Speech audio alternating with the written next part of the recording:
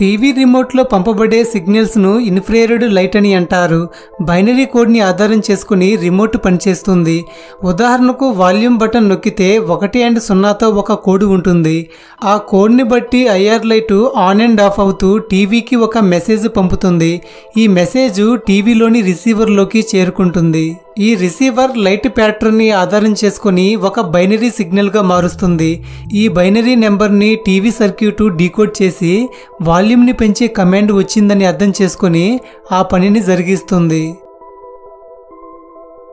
సాధారణంగా ఒక train horn యొక్క శబ్దం 110 నుంచి 140 డెసిబెల్స్ వరకు ఉంటుంది. ఇంత సౌండ్ని దగ్గరగా వింటే చాలా ప్రమాదం. ఇంత సౌండే అంత ప్రమాదం అయితే ఒక ఉరుము శబ్దం ఎంత ఉంటుందో తెలుసా? సుమారుగా 165 నుంచి 180 డెసిబెల్స్ వరకు ఉంటుంది. ఒక్కోసారి 200 డెసిబెల్స్ వరకు కూడా దాటుతుంది.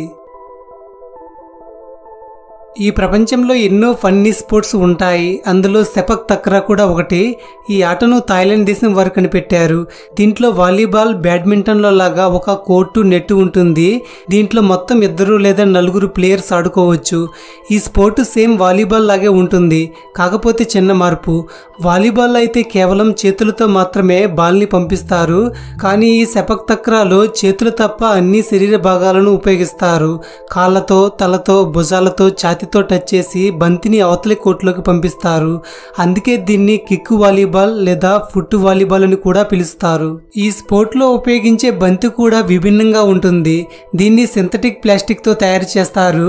వాలీబాల్, ఫుట్బాల్ కి లాగా దీనిలో ఎటువంటి ట్యూబ్ ఉండదు.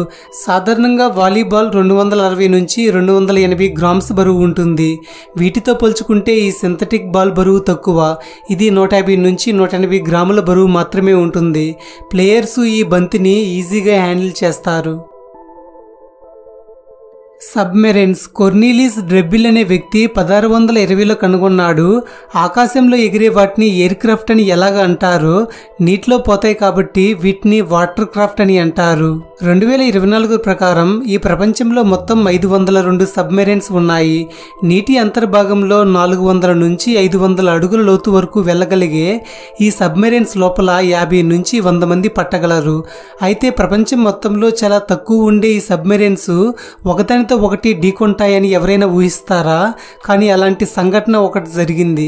2009లో అట్లాంటిక్ మహాసముద్రంలో ఫ్రెంచ్ అండ్ బ్రిటిష్ కి చెందిన 2 న్యూక్లియర్ సబ్మెరైన్స్ అనేవి పొరపాటున గమనించుకోకుండా ఒకదానిని ఒకటి ఢీకొట్టాయి. ఈ సంఘటన రాత్రిపూట జరిగింది. ఈ యాక్సిడెంట్ లో భాగంగా లోపల ఉన్న 250 క్రూ మెంబర్స్ కి ఏమీ కాలేదు. అందరూ సేఫ్ గానే ఉన్నారు. 2 సబ్మెరైన్స్ కి మాత్రం కొంచెం డ్యామేజ్ అయింది. ఫ్రీడమ్ ఫైటర్స్లో ఎక్కువగా మనం మగవాళ్ళనే గుర్తుపెట్టుకుంటాం. ఫ్రీడమ్ మూమెంట్లో ఆడవారి పాత్ర కూడా ఉంది. కాకపోతే వారి గురించి కొంత మాత్రమే మనకు తెలుసు. ఈ ఫోటోలో కనిపించే వ్యక్తి పేరు పార్వతీ గిరి. 1926లో ఒడిశాలో జన్మించింది. ఇండియన్ ఫ్రీడమ్ మూమెంట్లో ఈమె పాత్ర కూడా ఉంది. కేవలం 16 సంవత్సరాల వయసులోనే మహాత్మా గాంధీ గారు కదిలించిన క్విట్ ఇండియా మూమెంట్లో పాల్గొంది. భారత్కి స్వాతంత్రం వచ్చిన తర్వాత ఒక ఆర్ఫనేజ్ హోమ్ని స్థాపించింది. ఆడవారి కోసం, అనాథల కోసం ఆశ్రయాలు, కొన్ని హోమ్స్ను నడిపింది. ఆరోగ్య మరియు పారిశుద్ధ్య కార్యక్రమాల్లో కూడా పనిచేసింది. అందుకే ఈమెను mother Teresa of western Odisha అని అంటారు. ఈ ఫోటోలో కనిపించే వింతైన ఫ్రూట్ పేరు బుద్ధా శాండ్. ఇది సిట్రస్ జాతికి చెందిన పండు. ఇది చైనాలో ఎక్కువగా పండుతుంది. ఈ పండు చూడటానికి మనిషి చేతుల్లాగా ఉంటాయని ఫింగర్డ్ సిట్రాన్, అలాగే బుద్ధా శాండ్ అని పిలుస్తారు.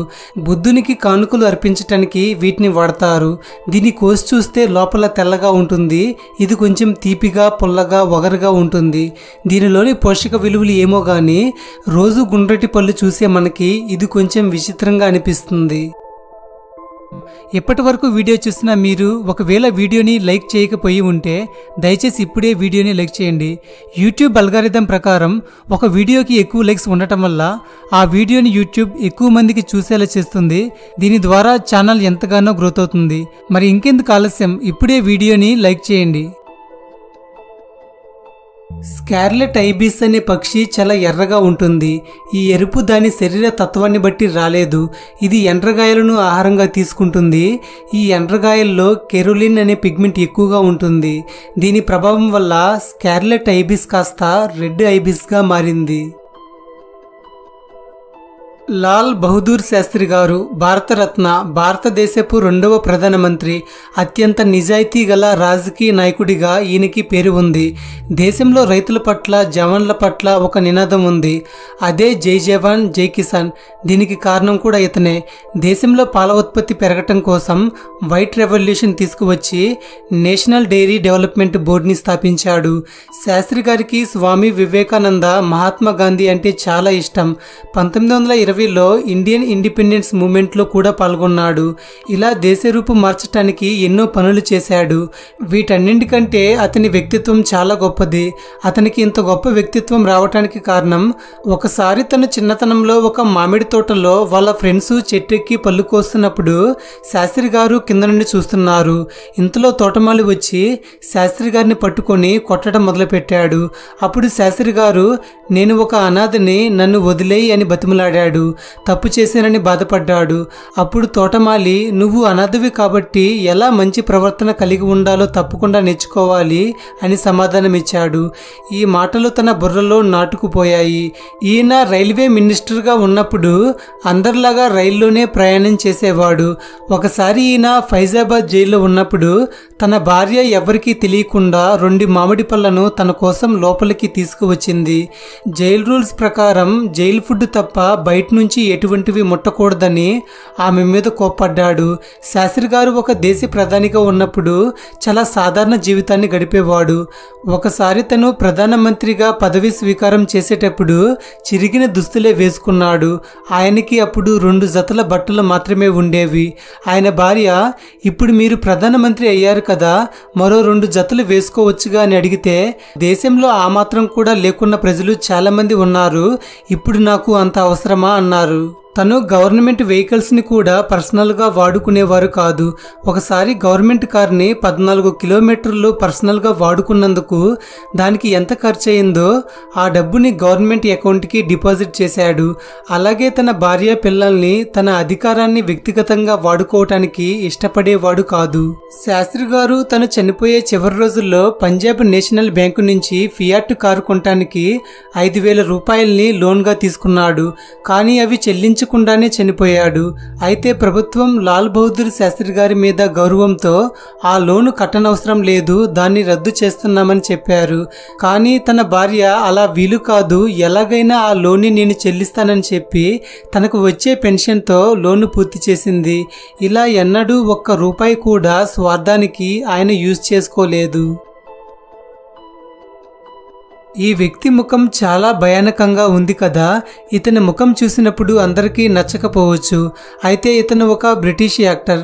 న్యూరోఫిబ్రోమాటోసిస్ అనే జెనెటిక్ కండిషన్ ద్వారా ఇతని ముఖం ఇలా అయ్యింది. న్యూరోఫిబ్రోమాటోసిస్ అనేది ఒక రేర్ జెనెటిక్ కండిషన్. కేవలం 1,00,000 మందిలో ఒకరికి మాత్రమే వస్తుంది.